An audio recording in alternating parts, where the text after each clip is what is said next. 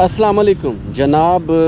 बल्गारिया पे मैंने retirement visa की बात कर ली है, उसके बिज़नेस वीज़ा की बात कर ली है, टूरिस्ट वीज़ा की बात कर ली है। बहुत से दोस्त कह रहे हैं जनाब इसके स्टडी वीज़ा को भी बताएं ना।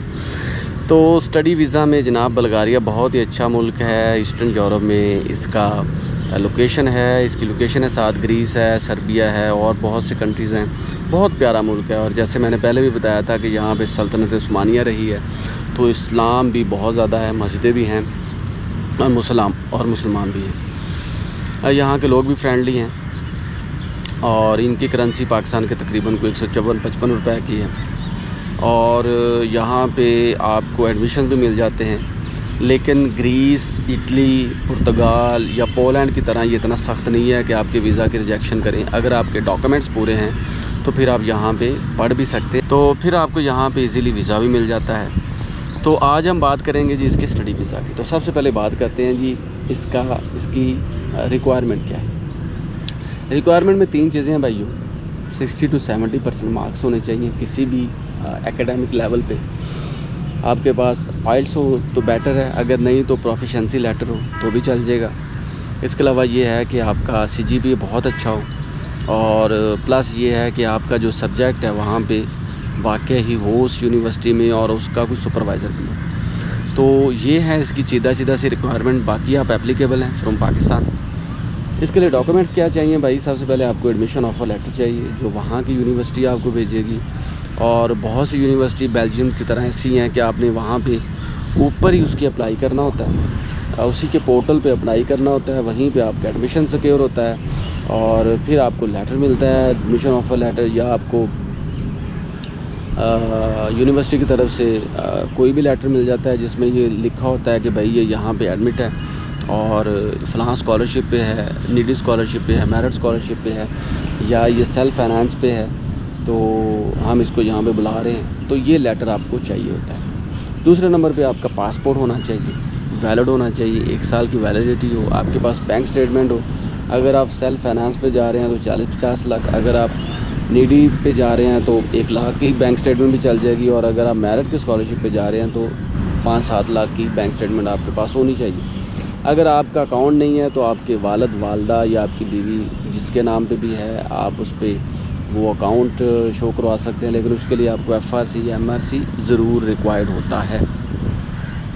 इसके अलावा आपके पास पुलिस करैक्टर सर्टिफिकेट होना चाहिए भाई कि आपका जो करैक्टर है वो बिल्कुल ठीक है, आप सिविक शहरी हैं, अच्छे हैं, सिविलाइज्ड हैं और आप पे कोई क्राइम नहीं है। इसके अलावा आपके पास 1 साइड की टिकट होनी चाहिए, फॉर्म फिल्ड होना चाहिए जो कि आप एप्लीकेशंस के लिए दे रहे हैं, और इसके अलावा आपके पास अपॉइंटमेंट होनी चाहिए और अपॉइंटमेंट लेटर भी उसका भी प्रिंट होना चाहिए, और जो ईमेल आपको आई है उसका भी प्रिंट होना चाहिए, और जो ईमेल्स आपको यूनिवर्सिटी से आ रही हैं उसके भी अगर प्रिंट्स ले लें तो बेटर है।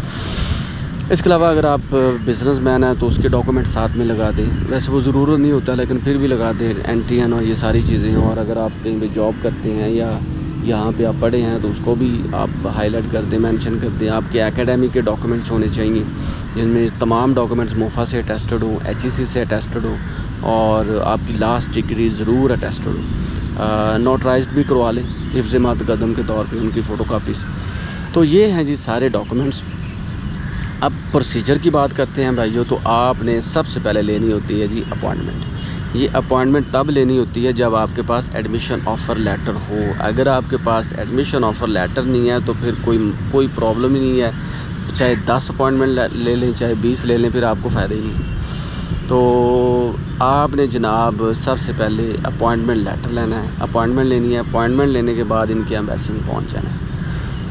1 हफ़्ता लगे, 2 हफ़्ता लगे, मैक्सिमम 3-4 हफ़्ते के अंदर अपॉइंटमेंट मिल जाती है। लेकिन अगर आपका केस स्ट्रॉन्ग है, आप अर्जेंटली जाना चाहते हैं, तो फिर आपको 1-1.5 हफ़्ते के अंदर भी अपॉइंटमेंट मिल जाती है। आपने जनाब अपॉइंटमेंट ले ली है। अपॉइंटमेंट लेने के बाद वहाँ पे चले गए हैं, सारे डॉक्यूमेंट्स आपने सबमिट करवा लिए हैं। सबमिट करवाने के बाद जनाब आपका हल्का फुल्का सा इंटरव्यू होगा। सम टाइम वो सिर्फ पूछते हैं क्यों जा रहे हैं, किस लिए जा रहे हैं, कौन सी यूनिवर्सिटी है, कितना आपका CGPA है, और सम टाइम अगर आपको जवाब ना आए तो फिर और क्वेश्चन भी कर देते हैं। तो इसके लिए आपकी इंग्लिश बहुत ज़रूरी है। आपको अगर IELTS में नहीं आपके पास है, प्रोफिशिएंसी लेटर है, लेकिन आपकी इंग्लिश तो होनी चाहिए ना, पता तो हो कि आप वहाँ पे जा रहे हैं। तो आपका इंटरव्यू हो गया, आपके डॉक्यूमेंट सारे सबमिट हो गए हैं, अब बारी है जनाब आपकी फ़ीस की। तो देखिए 100 यूरो से लेकर 150 यूरो तक इसकी फ़ीस है, डिपेंड करता है और डेली बेस पे वो चेंज भी होता रहता है, तो ये कोई स्टैगनेंट नहीं है, ठीक है। तो जब आपने फ़ीस जमा करवा दी, डॉक्यूमेंट्स दे दिए, तो फिर मेरा ख़्याल है 1-1.5 हफ़्ते के अंदर, 15 दिन के अंदर अंदर आपको वीज़ा मिल जाना चाहिए। तो हो सकता है लेट भी हो जाए, क्योंकि अगर आपको उन्होंने सितंबर की 25 तक बुलाया है, तो अगर आप अगस्त में अप्लाई कर रहे हैं तो वो 3-4 हफ़्ते आपके ले जाएंगे। तो अगर आपको उन्होंने 15 दिन बाद बुलाया तो वो हो सकता है 12 दिन पहले ही आपको वीज़ा दे दें, 3 दिन बाद दे दें, या हो सकता है आपको 2 दिन बाद वीज़ा दे दें, या 1 दिन पहले वीज़ा दे दें। तो आपकी टिकट उस हिसाब से कंफर्म्ड होनी चाहिए। तो दोस्तों ये है सारा प्रोसेस, ये है डॉक्यूमेंट्स और ये है जी बल्गारिया। ट्रैवल टिप्स में 2-3 चीज़ें, एक तो ये कि जब कभी भी आप सर्दियों में जाएं तो गर्म कपड़े लेके जाएं, क्योंकि वहाँ पे ठंड बहुत पड़ती है। दूसरा ये कि कोशिश करें कि कम शॉपिंग करें, वहाँ पे ज़्यादा चीज़ें लें, क्योंकि वो तमाम चीज़ें वेयरिंग वगैरह उनके माहौल के मुताबिक, उनके वेदर के मुताबिक होती हैं, तो वो ज़्यादा बेटर है। तीसरा ये है कि आपको इंग्लिश ठीक आनी चाहिए, आपके डॉक्यूमेंट्स आप ओरिजिनल भी साथ लेके जाएं, वो पूछ सकते हैं और हो सकता है कि आपके एयरपोर्ट पे भी वो सारा कुछ चेक करें। तो दोस्तों आज के लिए बस इतना ही, मिलेंगे next video next visa index के साथ। और भाइयों, मैं कोई वीज़ा एजेंट नहीं हूँ, ना ही मैं कोई लॉयर हूँ, ना ही मैं आप लोगों को इंसिस्ट करता हूँ, ना ही मैं कहता हूँ कि भाई फ़लाँ कंट्री जाओ, यूरोप जाओ, अमेरिका जाओ, चाइना जाओ, एशिया जाओ। मैं तो सिर्फ ये कहता हूँ कि आप जहाँ भी जाएँ, आप एजेंट्स के हाथों स्कैम ना हो जाएं, आपको कोई प्रॉब्लम ना हो, आप ख़ुद अप्लाई करें। और टू समवट ये मेरा डिस्क्लेमर भी है। और इस सिलसिले में मैं यही कहूँगा कि आप ख़ुद सर्च भी किया करें, ताकि कहीं भी जाने से पहले लोगों की बातें सुनें, लेकिन आप ख़ुद भी सर्च किया करें। तो आज के लिए बस इतना ही, मिलेंगे नेक्स्ट वीडियो के साथ। चैनल को सब्सक्राइब करना मत भूलें, लोगों को भी बताएं। Thank you so much.